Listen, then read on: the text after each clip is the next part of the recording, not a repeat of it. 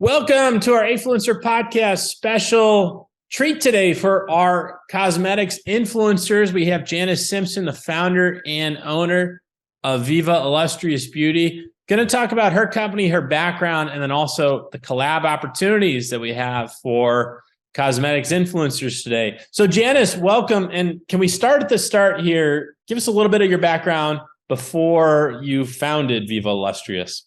Okay, so my background has been as an entrepreneur in different industries. I grew up with a family of entrepreneurs, worked the family business until I was about 20, 21, and then I became co-owner of a Taekwondo studio and did that for 8 or 9 years while I was in nursing school, transitioned from that into being a critical care open heart recovery nurse for 10 years, and then I started looking for ways to get back into entrepreneurship, have more control or power over my life. I realized I was living in the hospital, and while the job was rewarding, I wanted something more. So I got into medical aesthetics, doing Botox injections, dermal fillers, chemical peels, opened a medical spa, began selling cosmetics at that time. Loved it. It was a big transition from working in the hospital and taking care of people who were ill and having surgery into the wellness side of the industry, which I found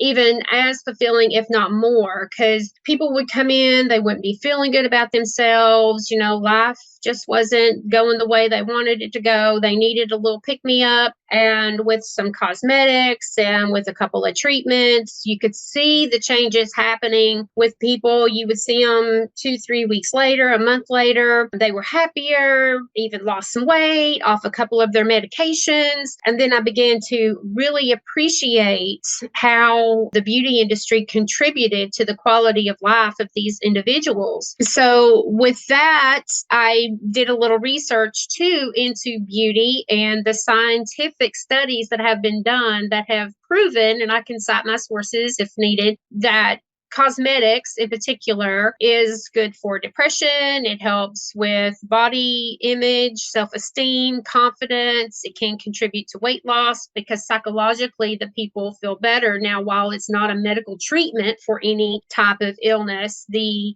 psychology behind it has been proven to make a difference in people's lives. And I just found that so rewarding. So I've been in the beauty industry ever since. That's great. That's interesting. It makes sense to you look better, you feel better about yourself, and then you naturally get better. You took me back to when I started my first company, which is forever ago now, 15 years ago. And it may be like you starting your company where I'm working from home and it's cool. And I don't have to get dressed. So you throw on some sweatpants and you go over to your computer and you start working. And then it's 5 o'clock and maybe you haven't showered yet. You're not sure if you've eaten and shaven. And you do that for a while. And I start realizing like, I gotta start acting like this is like a real job. And then eventually it got to where I have to go to an office and actually see people. And this is before everyone was working from home, the COVID stuff. But it's a big psychological thing to, hey, I'm going to get dressed and be presentable today and go out of the house and be a real person, which you kind of take for granted. But now I think a lot of people are probably in that mode where a lot of us got thrust into that work from home, 2020, 2021. And maybe, we weren't taking great care of ourselves during those years. No, and I'm so glad you mentioned it, because now more than ever with people working from home, there is the risk, I'll call it a risk, of not taking those steps for self-care. And anybody, I do it too. I have to be aware that I haven't, because once you sit down at that computer, you get engulfed and you can't find a good breakaway time. You're in the zone, you're getting things done. And before you know it, the day is gone and you've not done anything for yourself for self-care. So what I recommend from a makeup and cosmetic perspective is you don't have to do a full face of makeup every single day to be feeling better about yourself. For individuals that wear makeup to get up, and if you just plan on having a sweatpants day on the computer, at least take a moment to wash your face and put on a little mascara and lipstick and you're good.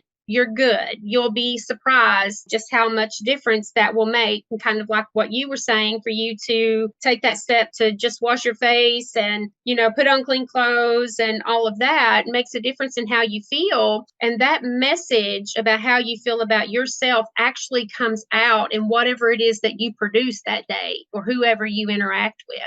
Makes sense. You got to be, and you got to be Zoom ready these days, Yes. right? We got to be from my equivalent was a collared shirt and on up, right? But it makes total sense. Like if you're going to get something together, it's kind of like the upper body that comes on the Zoom camera. Yes. So we can get it going. So how was it starting your own company? You have the background entrepreneurship. It was kind of in the blood, in the family line there. And then, as you said, nursing, of course, everything's very structured, regimented, partly by necessity or design. What then motivated you to say, "Hey, I gotta get out of this, and I'm gonna go almost 180, start my own business"? Purpose. I remember distinctly, it was about 2 months ago, standing in the kitchen talking to my mother, and I was doing business consulting in medical aesthetics, how to increase sales, how to make more money. And while that was at times, riveting, whenever I could help a practice achieve higher profitability and help the patients get the services they needed, it's still, I told my mom, I was like, I have no purpose. So then I went back to the Viva Illustrious brand from its original inception back in 2009, whenever I created a brand to help channel my energy, my creative energy, and a lot of what was going on at that time with the 2008 recession fallout. A lot of people had lost their savings, their investments, their businesses were closing. The luxury of paying for the services just wasn't there anymore. So I created this newsletter, which turned into a small magazine, and it was about the Viva Illustrious brand. And at that time, the product was cosmetics that I sold in the spa and the services. So I remembered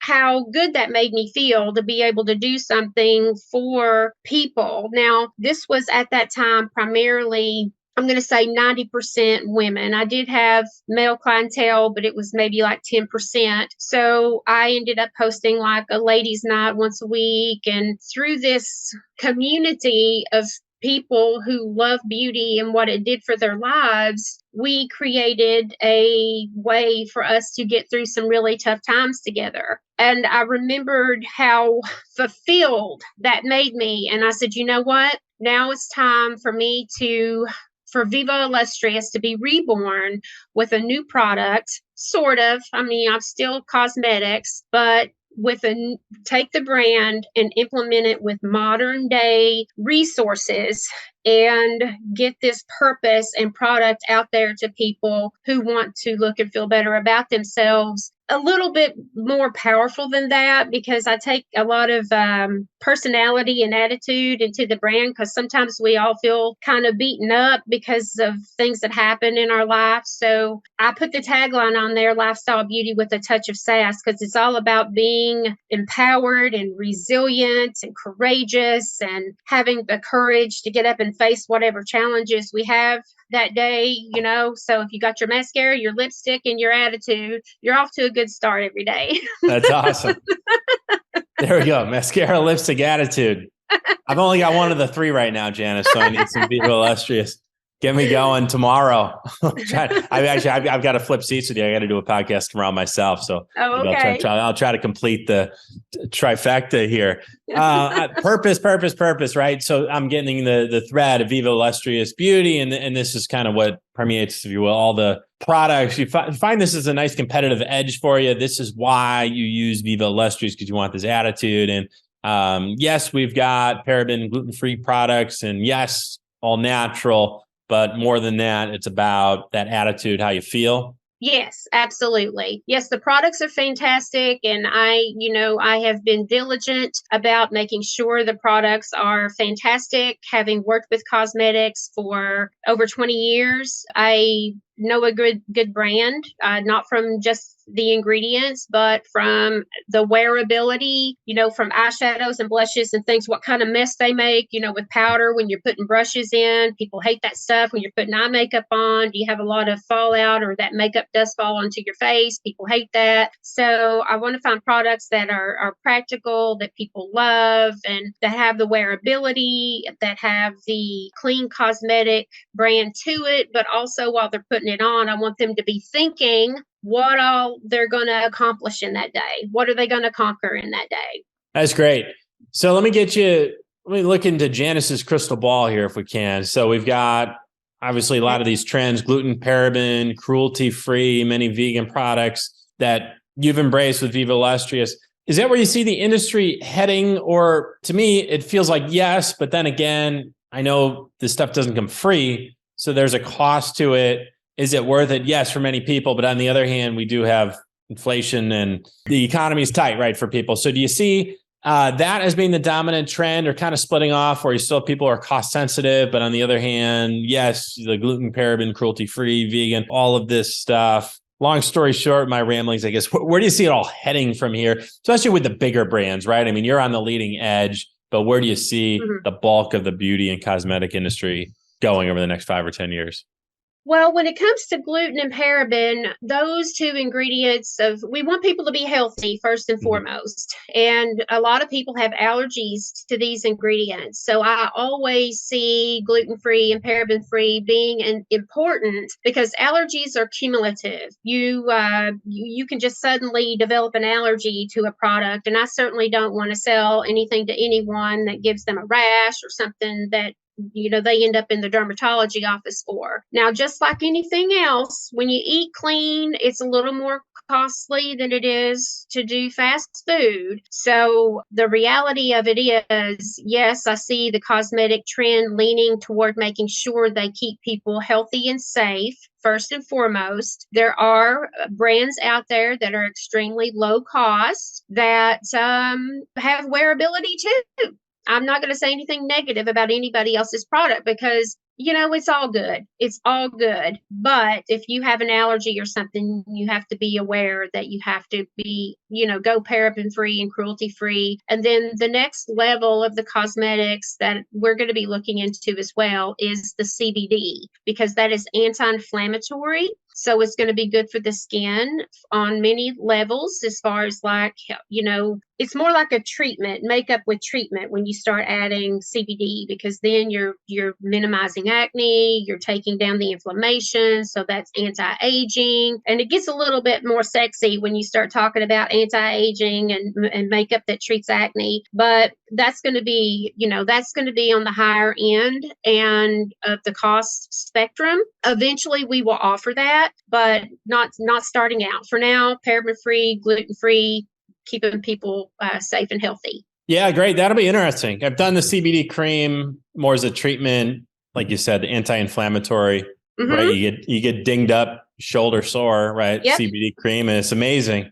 And then you sleep pretty well too. So it makes a difference. Haven't seen it applied to the face though. That's the next big nice thing. Innovation. Interesting. Very interesting. Cool. All right. Well, speaking of the next big thing, Janice, we got to get into the influencers. We'll get to who you're looking for in a moment, but remind me, what have you done so far on the influencer marketing side of things? Well, I have to tell you, I have been so pleasantly surprised, if not blown away, at the response that Viva Illustrious Beauty has gotten from the influencers. There's been so many interests in my collaboration, and I have to beg forgiveness first and foremost because I did not anticipate that sort of response. I figured it would take maybe a month and I would just have influencers trickle in that were interested. I mean, our goal, we're going to try to make Black Friday. That's the goal. I'm not pushing it. If we're not ready, we're not ready. But that's the goal, is to be ready for Black Friday. So I'm trying. I've got 2 influencers now that have come from A Influence. And I had another one reach out to me today through Instagram. Now, those that have emailed me directly or emailed or messaged me through Instagram have gotten my audience a lot faster than the ones that just sent the application in. But I will get to each and every one of those applications. How many influencers am I going to work with? That remains to be seen. I can tell you right now, from the number of influencers that I have wanting to come on board, I need more inventory. That's great. That's awesome. Just wait till this podcast drops. Yeah. Just wait till the podcast drops, right?